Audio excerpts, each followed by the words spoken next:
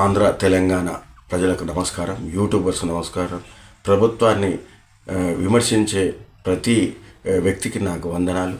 అయితే మనం చేసేది ఏంటంటే ముఖ్యంగా ఒక ప్రముఖ వ్యక్తులని, అది కేసీఆర్ కానీ, చిరంజీవి గారు కానీ, రేవంత్ రెడ్డి గారు కానీ, పవన్ కళ్యాణ్ కానీ, చంద్రబాబు నాయుడు గారు కానీ, ఎవరైనా సరే వాళ్ళని వ్యక్తిగతంగా విమర్శించొద్దు సార్.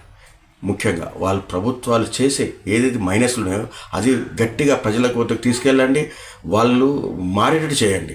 అరే మనం ఈ చేసే ప్రజలు విమర్శిస్తారు అనేట్టు భయం గిట్లా వాళ్ళకు ఉండాలి.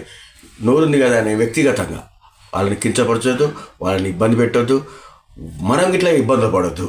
ఎందుకంటే అంత ప్రముఖ వ్యక్తులని విమర్శిస్తే తాట తీస్తారు. కాబట్టి పోలీస్ అన్నలు ఇట్లా జాగ్రత్తగా, వాళ్ళు ఎంత హార్డ్ వర్క్ చేస్తారు పోలీస్ అన్నలు.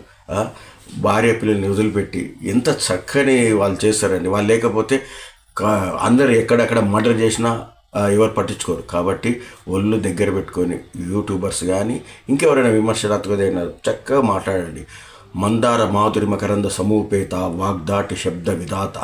మందారం మకరందం కలిపినట్టు చక్కగా ఉండాలి మాట. విమర్శనమైనదే, విమర్శించేటప్పుడైతే పొగిడినా అయినా సరే చక్కగా మాట్లాడాలి. ఇప్పుడు కేసీఆర్ తెలంగాణ తీసుకొచ్చిన మహానుభావుడు, కొందరు పురికినా కొడుకులు తిరుతురు, అలా తిట్టొద్దండి. మహానుభావుని చేతులైతే నమస్కరించండి. అతనెవరు? మన సీఎం రేవంత్ రెడ్డి కించపరచొద్దండి. హార్డ్ వర్క్, కింది స్థాయి నుంచి ముఖ్యమంత్రి అండి. ఆయన ఒక హార్డ్ వర్క్ని గమనించాలి.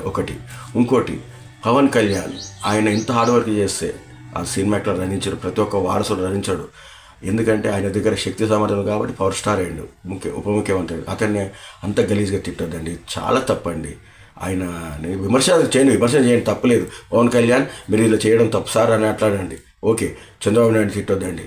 తిట్టిన వాళ్ళని తాటేగా తీసిన ఆంధ్రలో ఇప్పుడు చాలామంది, ఇప్పుడు పోసారి మురళీకృష్ణ కానీ వగేరా కానీ ఇప్పుడు విమర్శ చేస్తలేరు. ఒళ్ళు దగ్గర పెట్టుకొని మాట్లాడు సార్, నమస్తే. చంద్రబాబు విమర్శించు, అన్న క్యాంటీన్ బాగాలేవు, గది బాగాలేదు, ఫుడ్ బాగాలేదు, నవరత్నాలు ఏమైనా అని అట్లా మాట్లాడు, ఓకే. కానీ వ్యక్తిగతంగా తిట్టొద్దు, గుర్తుపెట్టుకోండి. యూట్యూబర్స్ కానీ ఇంకెవరైనా చేయరైనా. ఇంకోటి బాలకృష్ణ గారిని తిట్టొద్దు, చిరంజీవి గారిని తిట్టొద్దు. ఏ మహానుభావులు అండి, క్యాన్సర్ హాస్పిటల్ చేశారు బాలకృష్ణ సార్.